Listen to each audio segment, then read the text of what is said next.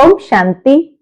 आज 21 जुलाई 2026 के बाबा के अनमोल मधुर महावाक्य सुनेंगे। बाबा कहते, बच्चे, भक्ति मार्ग और ज्ञान मार्ग में अंतर क्या है? बाबा कहते, भक्ति मार्ग में गाते हैं, ज्ञान मार्ग में समझते हैं, वहां पुकारते हैं, यहां बाप आकर हर बात की समझाने देते हैं, सभी शास्त्रों का सार सुनाते हैं, अर्थात गीता ज्ञान देते हैं। जिस गीता ज्ञान को धारण करने से तुम मनुष्य से देवता, नर से नारायण बनते हो। बाबा कहते, दुनिया में गीता भवन बहुत है, जहां गीता पाठी होते हैं जो बैठकर सुनाते हैं, लेकिन यहां पर हर बात को समझ करके जीवन में धारण करना है। कभी भी कोई भी बात सुनी सुनाई बातों को आधार नहीं बनाना है, लेकिन तुम डायरेक्ट सुना करके आप समान दूसरों को भी नॉलेजफुल बनाते हो। बाबा ज्ञान का सागर आकर के हम बच्चों को जो ज्ञान की बातें समझाते हैं, उसको यथार्थ रीति समझ करके फिर दूसरों को भी सुनाकर आप समान बनाना है। तो बाबा कहते हैं, अवस्था अपनी ऐसी मजबूत बनाओ जो अचल अडोल बनो। ऐसे नहीं कि छुई मुई बन जाए, कोई भी बात आए तो एकदम छुई मुई होकर के अवस्था गिर जाए। ऐसे कभी नहीं बनना है, इतना नाजुक कभी नहीं बनना है।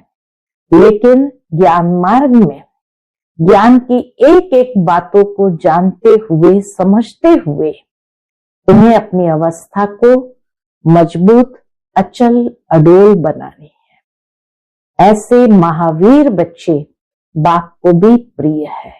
तो सुनते हैं आज के बाबा के अनमोल मधुर महावाक्य। ओम शांति। मीठे बच्चे, अभी तक तुम सुनी सुनाई बातों पर चलते आए। अब बाप तुम्हें डायरेक्ट सुनाकर आप समान नॉलेजफुल बनाते हैं। आज की मुरली से प्रश्न है, अच्छे पुरुषार्थी बच्चों की निशानी तथा उनकी अवस्था का गायन क्या है? उत्तर है, अच्छे पुरुषार्थी बच्चे मदर फादर को पूरा पूरा फॉलो करेंगे, अपने जीवन पर तरस खाएंगे, पूरा पूरा अटेंशन रखेंगे, थोड़ा भी समय निकाल बाबा की याद में जरूर बैठेंगे। उनकी अवस्था का गायन है अचल अडोल स्थिर। उन्हें ही महावीर कहा जाता है। आज की मुरली से पहले गीत बजा है, भोलेनाथ से निराला कोई और नहीं, ऐसी बिगड़ी को बनाने वाला कोई और नहीं। ओम शांति। भक्ति मार्ग में दुनिया सिर्फ गाती है, तुम बच्चे अभी समझते हो। इतना अंतर हो गया, पहले सिर्फ गाते हैं, अभी हर बात को समझते हैं। भक्ति मार्ग में हम भी गाते थे, अब वही भोलानाथ सन्मुख है। भोलानाथ अक्षर भक्ति मार्ग का है, ज्ञान मार्ग का अक्षर है शिव बाबा। तुम समझते हो, अनादि बने बनाए ड्रामा प्लान अनुसार अब संगम युग पर बाप को आकर हमसे ये पुरुषार्थ कराना ही है। कल्प कल्प पुरुषार्थ कराते आए हैं। कितना समय तुम बच्चों ने भक्ति की है, यह भी सिद्ध कर बतलाते हैं। जिन्होंने पहले पहले भक्ति शुरू की है, वही आकर ज्ञान लेंगे और फिर सूर्यवंशी बनेंगे। सतयुग में सिर्फ एक लक्ष्मी नारायण तो नहीं आते हैं, पूरी राजधानी होगी। उनकी डिनाइस्टी भी है ना, उसको कहा जाता है दैवी वर्ण। भारत में दैवी वर्ण था, अब आसुरी वर्ण है। और यह है संगम। अब आसुरी से दैवी वर्ण में जाना है।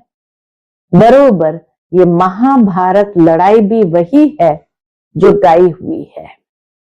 सिर्फ नाम शिव के बदले श्री कृष्ण का डाल दिया है। महाभारत के समय ही गीता ज्ञान सुनाया तो बाबा कहे सिर्फ शिव के बदले श्री कृष्ण का नाम डाल दिया है। एक गीता खंडन हुई तो सब शास्त्र खंडन हो जाते हैं। मूल बात गीता की है। गीता पाठशालाएं व गीता भवन कितने हैं? गीता ज्ञान सुनने की पाठशाला खुद सुनाने वाला है नहीं, जो होकर जाते हैं वह फिर गायन चलता है। स्वयं भगवान सुनाने वाला है नहीं, जो सुनाया तो वो फिर गायन चलता है। बच्चों को तो रोज बाप बहुत प्यार से समझाते हैं। बच्चे जानते हैं बाबा प्यार का सागर है, सबको प्यार से सिखलाते हैं। बाबा कभी गुस्सा नहीं करते हैं। बाबा कभी गुस्सा नहीं करते हैं, सदैव प्यार से समझाते हैं। क्या समझाते हैं? बच्चे तुम सतो प्रधान थे, फिर पुनर्जन्म लेते आए हो। तुम भारतवासी ही असल देवी देवता धर्म के हो। यह भी बतलाते हैं पहले पहले वर्षा लेने कौन आएंगे। यह भी बाबा बताते कि पहले पहले वर्षा लेने कौन आएंगे। कौन आएंगे? जिन्होंने कल्प पहले लिया है। वही कहेंगे बाबा आपके सिवाय हमारा सहायक और कोई नहीं। बाप क्षमा भी तब करेंगे जब संगम युग होगा। यह तो बच्चे जानते हैं कि रावण राज्य और राम राज्य यहां ही होता है। भारत पर ही रावण राज्य राम राज्य ये दोनों यहां ही होता है। रावण राज्य है तब तो राम राज्य चाहते हैं। कितनी सुंदर बात बाबा ने कही कि राम राज्य की चाहना क्यों होती है, क्योंकि इस समय रावण राज्य है। इसीलिए दिखाते हैं कि ये दुनिया इस समय रावण राज्य है। इसकी निशानी क्या? तो कहा जाता है कि रावण कोई असुर नहीं था, ब्राह्मण था, ऊंची जाति का था। रावण जैसा बुद्धिशाली कोई नहीं था, रावण जैसा शक्तिशाली भी कोई नहीं था, और रावण जैसा धनवान भी कोई नहीं था। तो जो जीवन की चारों बातें चाहिए रावण के अंदर थी। ऊंची जाति, ज्ञानी पुरुष, शक्तिशाली और धनवान। अर्थ, बल, बुद्धि और भक्ति सब कुछ रावण के पास था। लेकिन दो कमजोरी थी, अहंकार चरम सीमा पर और चरित्र भ्रष्टता आ गई, जो सीता को चुरा कर ले आया। आज की दुनिया को रावण राज्य बाबा इसीलिए कहते हैं क्योंकि मनुष्य सभी प्राणियों में उत्तम प्राणी माना जाता है, ऊंची जाति का है। मनुष्य जैसा ज्ञानवान कोई नहीं। आज मनुष्य के पास कितना नॉलेज है। मनुष्य जैसा शक्तिशाली कोई प्राणी नहीं, मिसाइल पावर है। मनुष्य जैसा धनवान कोई नहीं। तो अर्थ, बल, बुद्धि और भक्ति सब कुछ मनुष्य के पास है। लेकिन आज के युग में भी दो बातों की कमजोरी मनुष्य जीवन में आ गई है। अहंकार चरम सीमा पर है और दूसरा चरित्र भ्रष्टता, काम विकार के वशीभूत है। तो ये दो कमजोरी के कारण ही परमात्मा राम को इस संसार में आकर के इस रावण राज्य को समाप्त करना पड़ता है, इस रावण को जलाना पड़ता है। तो इसीलिए बाबा कहते हैं राम राज्य की चाहना इंसान को कब होती? जब रावण राज्य है तभी तो चाहना भी होती है। तुम जब शिव बाबा कहते हो तो बुद्धि निराकार के तरफ ही जाती है, निराकार ही याद आता है, आत्मा ही बाप को पुकारती है। ऐसे भी नहीं कि परमात्मा कोई बैठ सुनते हैं, बाप समझाते हैं। ड्रामा प्लान अनुसार पतितों को पावन बनाने के लिए तो मैं शरीर में आता हूं, ऐसे नहीं कि पुकार सुनकर आता हूं। भक्ति जब पूरी होती है तब मुझे आना ही है। ये समझने की बातें हैं। वह समय आता है, बच्चे पुकारने लगते हैं। ये तो कहाँ लिखा हुआ नहीं है कि कब आएंगे। उन्होंने कल्प की आयु ही रॉन्ग लिख दी है। ये चित्र घर घर में होने चाहिए। कौन से चित्र?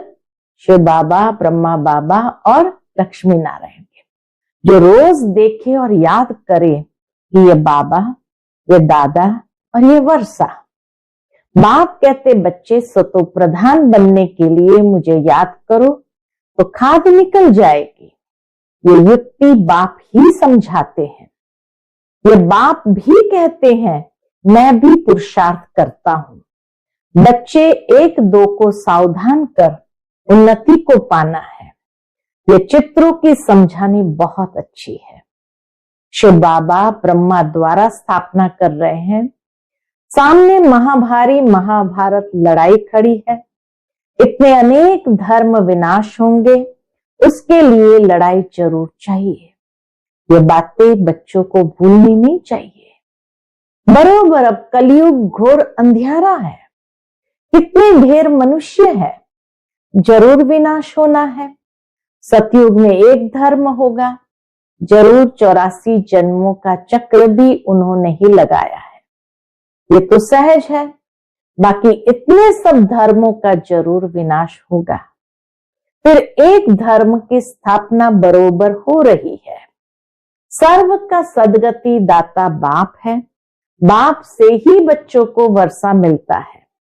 बच्चे जानते हैं हम जो ये पढ़ाई पढ़ते हैं वह भविष्य 21 जन्मों के लिए पढ़ते हैं। भगवान वाच, मैं तुमको पढ़ाकर 21 जन्मों के लिए स्वर्ग का मालिक बनाता हूं। सूर्यवंशी चंद्रवंशी घराने की बरोबर स्थापना होती है। जो जितना पुरुषार्थ करेगा उतना ऊंच पद पाएगा। तो शिव बाबा कहते हैं इन मदर फादर को फॉलो करो। इन्हों को सूक्ष्म वतन वैकुंठ में भी देखते हो, अपने को भी देखते हो। हम भी महाराजा महारानी बनते हैं। हम भी महाराजा महारानी बनते हैं। वैकुंठ का भी साक्षात्कार होता है। मानते भी है, बच्चे मानते भी है बरोबर। भारत वैकुंठ था, श्री कृष्णपुरी थी, आज कंसपुरी है। कल कृष्णपुरी होगी। रात बदल दिन होना है। यह है आधा कल्प बेहद का दिन और आधा कल्प बेहद की रात। अंधियारे में ठोकर ही खाते रहते हैं। ब्रह्मा की रात सो ब्राह्मणों की रात, फिर तुम ब्राह्मण से देवता बनते हो। ब्रह्मा की रात सो ब्राह्मणों की रात, फिर तुम ब्राह्मण से देवता बनते हो। सतयुग में ब्राह्मण होते नहीं, देवता होते हैं। यह भी बच्चे जानते हैं। भारत पवित्र राजस्थान था, फिर अपवित्र राजस्थान बना है।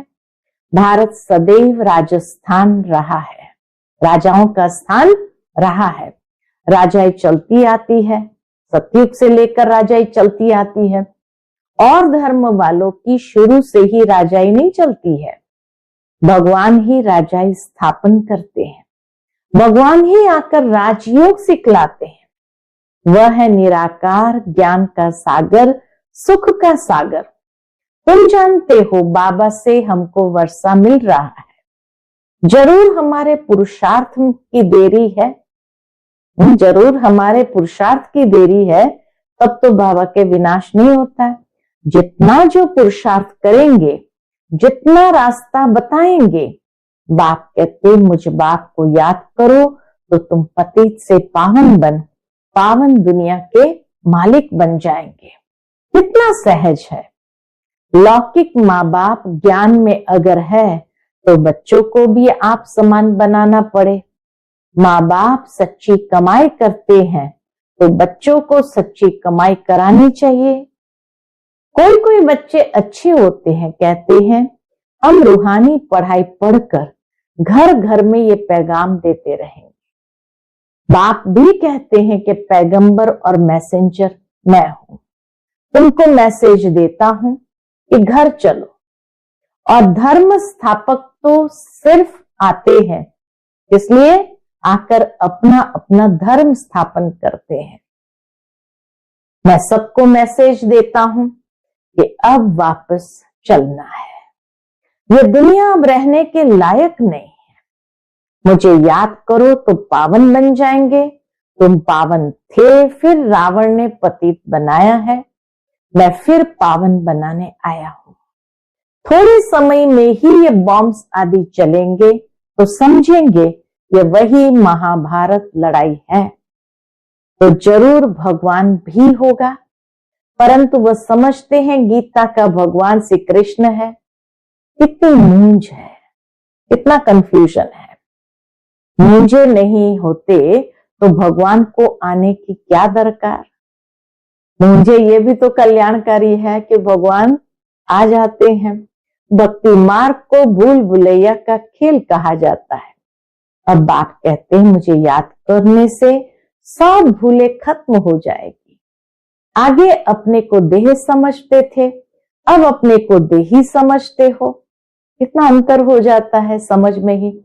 ये सावधानी बाप ही देते हैं कि बच्चों देही अभिमानी बनो।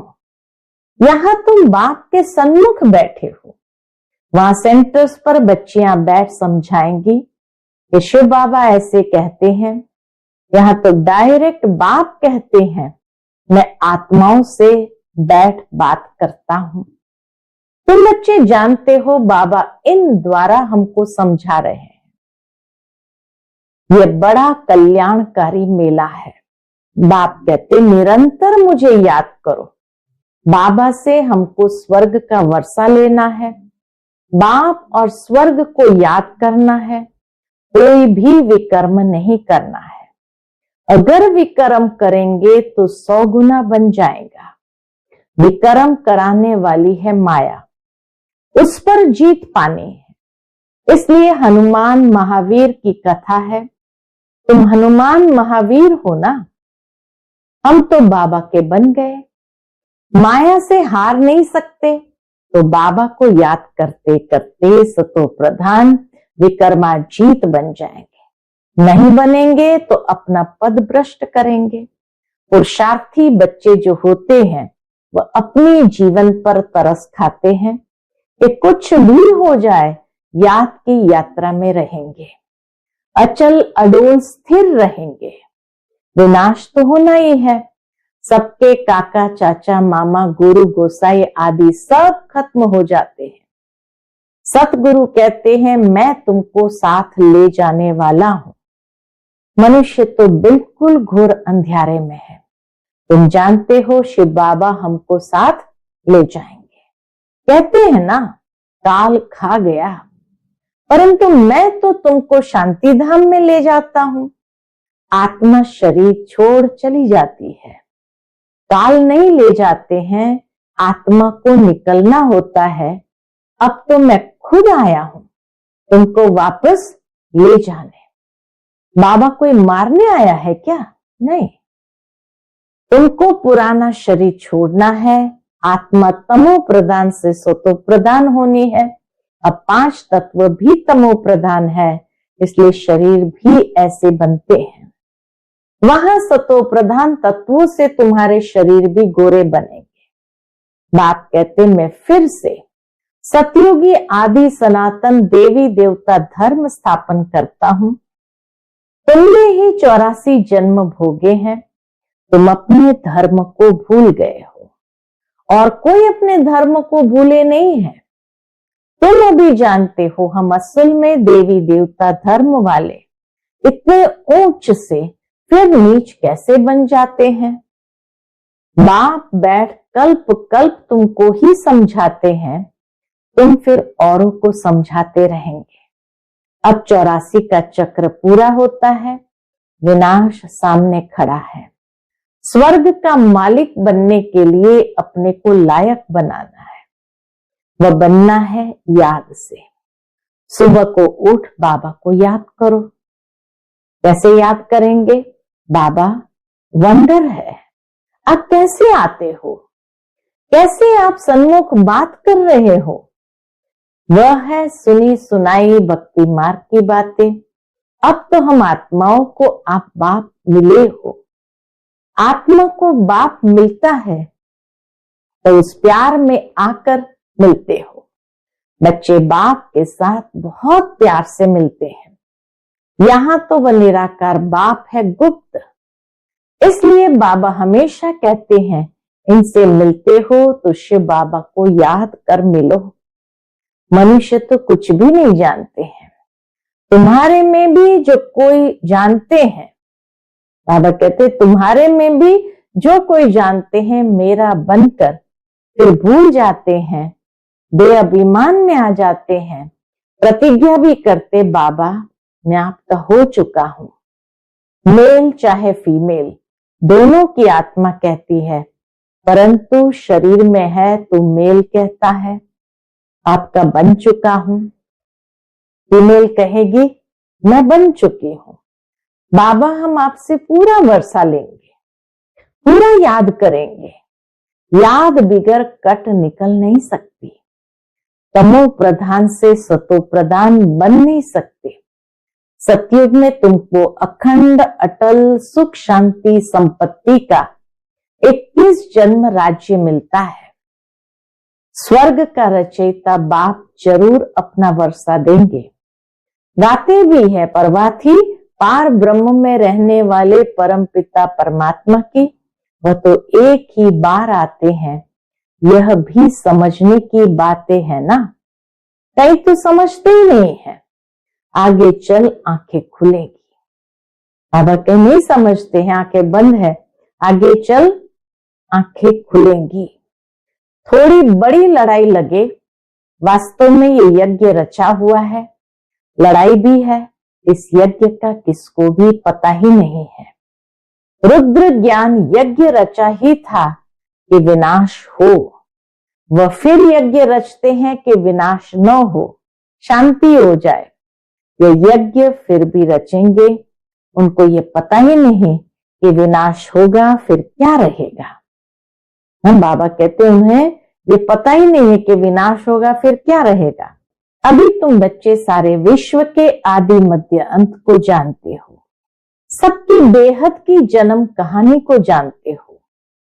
ऐसे कोई नहीं जो कहे कि परम पिता परमात्मा की हम जीवन कहानी बताते हैं। परमात्मा को ही सब बुलाते हैं ना, घड़ी घड़ी याद करते हैं। कहते हैं ना भगवान ने ये बच्चा दिया, यह किया। कोई कोई ये समझते हैं जिसकी वस्तु थी उसने ले ली। ऐसे भी कोई समझदार पुरुष होते हैं। अनेक प्रकार के मनुष्य हैं। अब तुमको बाप मिला है तो बाप को ही याद करना है। याद से ही कमाई होती है। तुम विष्णुपुरी के मालिक बन जाएंगे। तुम सतयुग से लेकर कलयुग अंत तक सारे चक्र को जानते हो। तुम्हारी बुद्धि में हूबहू ऐसा है जैसे बाप की बुद्धि में है, इसलिए उनको ज्ञान का सागर नॉलेजफुल कहा जाता है। अभी तुम बाप से वर्षा ले रहे हो। तुम बच्चों को अचल स्थिर रहना चाहिए। ऐसे नहीं कि माया घड़ी घड़ी आकर डोलायमान करे। छुईमुई नहीं बनना चाहिए। शर्म बुद्धि होती है, लाजवंती जिसको कहते हैं, तो बाबा कहते छुईमुई नहीं बनना चाहिए। बाप को याद नहीं करने से मुरझा जाते हैं। बाप को याद करने का पुरुषार्थ तुम कर रहे हो। समय नजदीक आएगा, फिर तुम देखेंगे हमारा पुरुषार्थ अब पूरा हुआ। अंत आ गई। बाबा कहे उस समय कितनी खुशी होगी। अच्छा, मीठे मीठे सिकिलदे बच्चों प्रति माता पिता बाप दादा का याद प्यार और गुड मॉर्निंग। रूहानी बाप की रूहानी बच्चों को नमस्ते। हम सब रूहानी बच्चों की रूहानी माता पिता बाप दादा को याद प्यार गुड मॉर्निंग और नमस्ते नमस्ते। शुक्रिया बाबा, शुक्रिया। आज की मुरली से धारणा के लिए मुख्य सार है, पहली पॉइंट, रूहानी पढ़ाई पढ़कर सच्ची कमाई करनी और करानी है। घर चलने का मैसेज सबको देना है और कोई भी विकर्म नहीं करना है। दूसरी पॉइंट, सवेरे उठकर प्यार से बाप को याद करना है। छोटी मोटी बातों में छुई मुई नहीं बनना है, अवस्था को अचल अडोल बनाना है। आज का बाप दादा का मधुर वरदान हम बच्चों के लिए है, नॉलेज की लाइट माइट द्वारा अपने लक्ष्य को जगाने वाले सदा सफलता मूर्त भव। नॉलेज की लाइट माइट द्वारा अपने लक्ष्य को जगाने वाले सदा सफलता मूर्त भव। जो बच्चे नॉलेज की लाइट और माइट से आदि मध्य अंत को जानकर पुरुषार्थ करते हैं, उन्हें सफलता अवश्य प्राप्त होती है। सफलता प्राप्त होना भी लक्ष्य की निशानी है। नॉलेजफुल बनना ही लक्ष्य को जगाने का साधन है। नॉलेज सिर्फ रचयिता और रचना की नहीं, लेकिन नॉलेजफुल अर्थात हर संकल्प, हर शब्द और हर कर्म में ज्ञान स्वरूप हो, तब सफलता मूर्त बनेंगे। अगर पुरुषार्थ सही होते भी सफलता नहीं दिखाई देती है, तो यही समझना चाहिए यह असफलता नहीं, परिपक्वता का साधन है। यह असफलता नहीं है, लेकिन यह बात हमें परिपक्व बना रही है। आज का स्लोगन है, न्यारे बनकर कर्मेंद्रिय से कर्म कराओ तो कर्मातीत स्थिति का अनुभव सहज कर सकेंगे। न्यारे बनकर कर्मेंद्रिय से कर्म कराओ तो कर्मातीत स्थिति का अनुभव सहज कर सकेंगे। आज का व्यक्त इशारा है, ज्वाला स्वरूप स्थिति में रह शक्तिशाली याद का अनुभव करो। उसके अंतर्गत बाबा कहते, जब योग में बैठते हो तो समाने की शक्ति सेकंड में यूज करो। सेवा के संकल्प भी समा जाए, इतनी शक्ति हो जो स्टॉप कहा और स्टॉप हो जाए। फुल ब्रेक लगे, ढीली ब्रेक नहीं। अगर 1 सेकंड के बजाय ज्यादा समय लग जाता है तो समाने की शक्ति कमजोर कहेंगे। अगर 1 सेकंड से भी ज्यादा समय लग जाता है तो समाने की शक्ति कमजोर कहेंगे। अच्छा, ओम शांति।